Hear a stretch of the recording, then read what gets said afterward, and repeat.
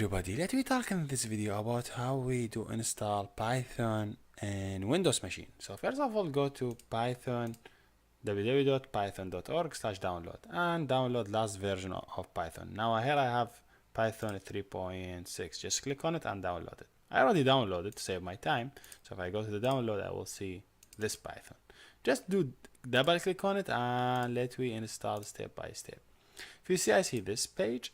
So make sure to add this feature, add Python to path. So it will allow you to add Python to your path. So make sure to check it. Then click install. It will take some time until you install Python in your PC.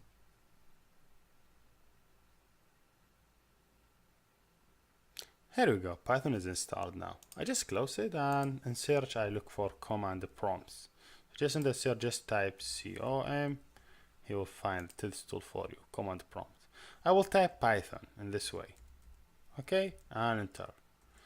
If everything is okay, I will see this page and he say, hey, Python 3.6 is installed and you could do anything with Python now.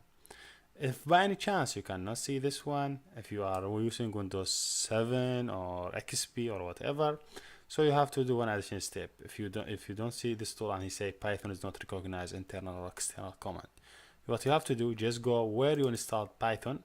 For example, I just installed it here in my PC. For example, this one, 2.7. I just copy the path. So make sure you just click right and copy the path and go to your PC, click right, my computer, properties, then go advanced system setting.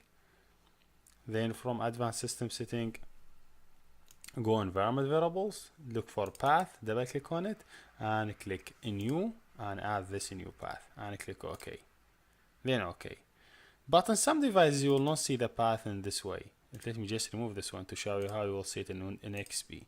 In XP, when you click on the path, you will see it in this way. So what you have to do, just go to the end of the path and make sure you just move to the end and add semicolon, then add the path for your Python. Semicolon, then path for your Python. Then click OK. Then OK. Make sure you close the terminal, I mean command prompt.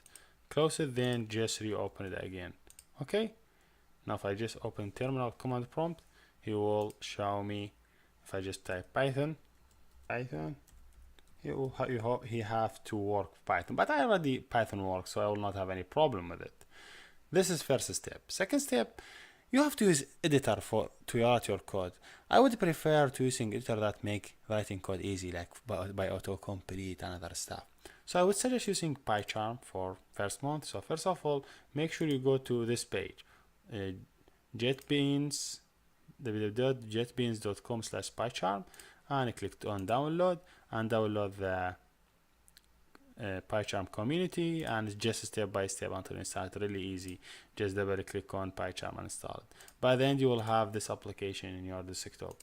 This one really helpful you as beginner. Let me say for first month, just you make you to understand the syntax, and if you have any error, then you could go with any editor you would like Sublime and any free editor.